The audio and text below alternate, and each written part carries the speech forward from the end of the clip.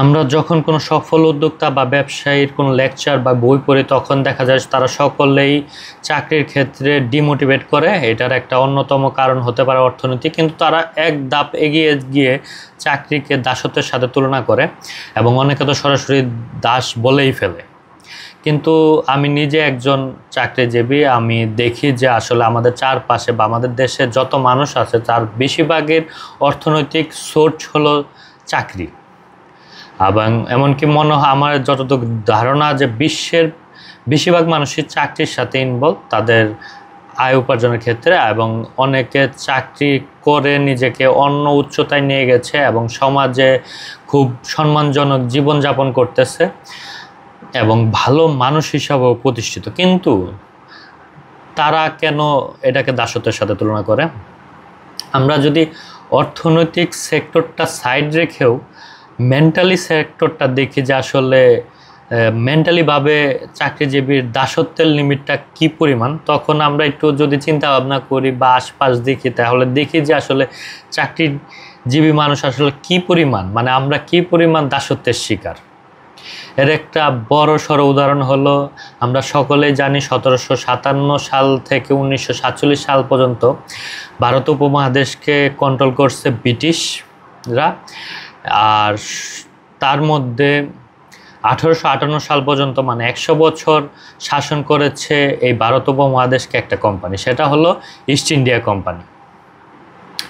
আর সবচেয়ে অবাক করার বিষয় হলো এই ইস্ট ইন্ডিয়া কোম্পানির যে হেড অফিস, যেটা কিনা ব্রিটেনে ছিল তৎকালীন, তো সেখানে মোট এমপ্লয়ি সংখ্যা ছিল মাত্র 35 জন। এই 35 জনের ম্যানিপুলেশন, পলিসি মেকিং এবং ম্যানেজমেন্টের কারণেই তাদের যে সৈন্যগুলা ছিল যারা কিনা ভারত উপমহাদেশে ছিল, তারা এই পুরো ভারত উপমহাদেশকে কন্ট্রোল করছে। যদিও তারা খুব অন্যায় অত্যাচার করছে আমাদের উপর, তারপরও তাদের পলিসি মেকিং, ম্যানিপুলেশন এবং ম্যানেজমেন্টের একটা প্রশংসা করতেই হয়। আর এর বাইরে আরেকটা চিন্তা যখন আসে যে আসলে তাহলে বাংলাদেশের এবং ভারত উপমহাদেশে মোট কী পরিমাণ ব্রিটিশ নাগরিক আর্মি ছিল যাদের মাধ্যমে ফিল্ড পর্যায়ে ভারত উপমহাদেশ কন্ট্রোল হয়েছে। মজার বিষয় হলো তৎকালীন ভারত উপমহাদেশে মাত্র 20 কোটি মানুষ ছিল, তার মধ্যে ভারত উপমহাদেশকে কন্ট্রোল করার জন্য সবসময় ব্রিটিশদের কাছে সৈন্যের সংখ্যা ছিল 2 থেকে 2.5 লাখের মধ্যে, এবং এর মধ্যে মাত্র 21,000 থেকে 25,000 আর্মি ছিল যারা কিনা সরাসরি ব্রিটিশ নাগরিক ছিল, আর বাদ বাকি 1.5 থেকে 2 লাখ সৈনিকই ছিল যারা কিনা ভারত উপমহাদেশের নাগরিক। তাহলে ফিল্ড পর্যায়ের যে টর্চার বা করের জন্য যে কৃষকদের উপরে টর্চার, নীল চাষের জন্য যে টর্চার, তারা তো কারা করছে?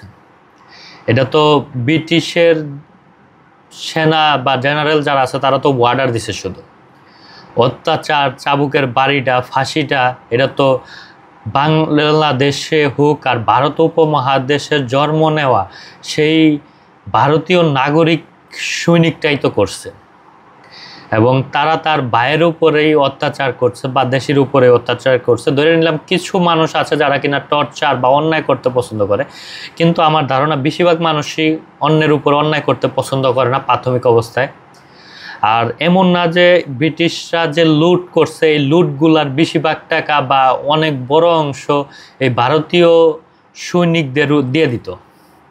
তাহলে তারা কিসের কারণে এই টর্চারগুলা করতো তার নিজের ভাইদের উপরে?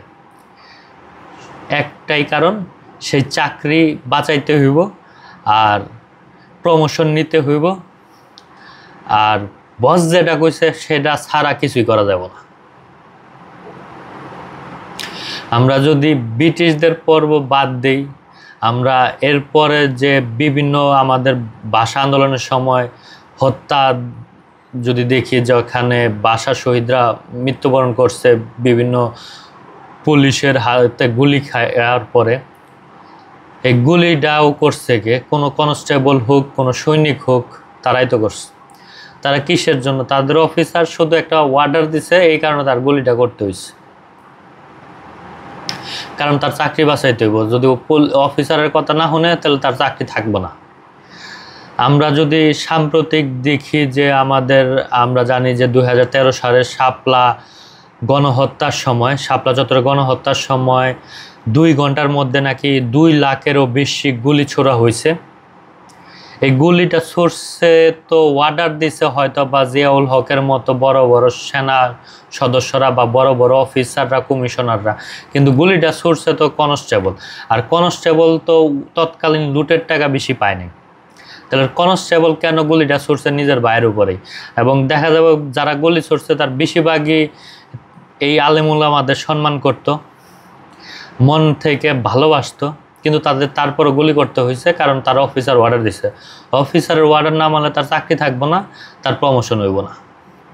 এই যে গতকাল একটা ডকুমেন্টারি বাইর হয়েছে যে গুম হত্যা এইসব নিয়ে, রাজনৈতিক গুম হত্যা নিয়ে, এখানেও দেখা যাইতেছে যে এমন অনেক গুমকারী বলতেছে যে আমরা যখন জেলে ছিলাম কিছু পুলিশ বা অফিসার ছিল যারা আমাদেরকে উপরে মায়া করত, মাঝে মাঝে অন্য সব অফিসারদের আড়ালে আমাদের খাওয়া দাওয়ার ব্যবস্থা করে দিত বা একটু সুযোগ সুবিধা দিত।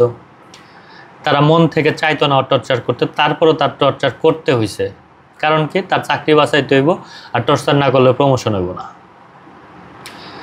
তাহলে মানুষ কোন লেভেলের বিবেকহীন হয়ে যায় চাকরির দাসত্বের মধ্যে একবার ঢুইকা বললে। আর এইগুলা তো প্রশাসনের সেক্টর গেল, তাদের উপর অনেক প্রেশার থাকে বা তাদের কন্ট্রোল, চেন অফ কন্ট্রোলের মতো ট্রেনিংও করা হয়, তাদের ওইভাবে পাইলা লাইলা বড়ও করা হয়। কিন্তু আমরা নর্মাল চাকরির ক্ষেত্রেই দেখি যে আসলে আমরা চাকরির কারণে আমাদের স্যাররা, আমাদের বসরা, আমাদের মালিকরা যদি কোনো অন্যায় কাজও করতে হয়, গণহারে আমরা অন্যায় কাজ করি। যখন একটা টেন্ডারের জন্য কোনো মালিক ঘুষ দেয়, সেই ঘুষটা তো আমাদের মতো এমপ্লয়ি যায় দিয়ে আসে, সেও দিয়ে আসে ওই টেন্ডারটা পাওয়ার জন্য বা নিজের প্রমোশনের জন্য। ওই টেন্ডারে যদি 2 কোটি টাকাও লাভ হয়, এরা তো 10 লাখ টাকা দিব না। তারপরও তার কি দরকার? তার চাকরিটা বাঁচান দরকার, এর লেগে সে অন্যায়টা করতেছে। আমরা দেখি যে আমরা সিভিল সেক্টরে যে হতো, যারা ঠিকাদারি করে তারা অনেক সময় চুরি করে। মালিক না হয় চুরি করতেছে, কারণ চুরি করলে তার 5-10 কোটি টাকা সেভ হইব, লাভ হইব বেশি। কিন্তু যে ইঞ্জিনিয়ারটা ওইখানে বইসা চুরি করতেছে মালিকের লাভে বাড়ানোর জন্য, মানে যদি 10 কোটি টাকা লাভ হয়, ওরা তো 2 লাখ টাকা বেশি দিব না। ওর কি দরকার ওই চুরিটা করার? ওই তো ফিল্ডে থেকে চুরি করতেছে। তারও চিন্তা ভাবনা একটাই যে চাকরি বাঁচাইতে হইব আর প্রমোশনটা নিতে হইব। তাহলে চাকরি যে মানুষে কোন লেভেলের দাস বানায় দেয়, এটা একটা চাকরিজীবী ছাড়া বা অবসরপ্রাপ্ত চাকরিজীবী ছাড়া কারো মাথায় ঢুকবে।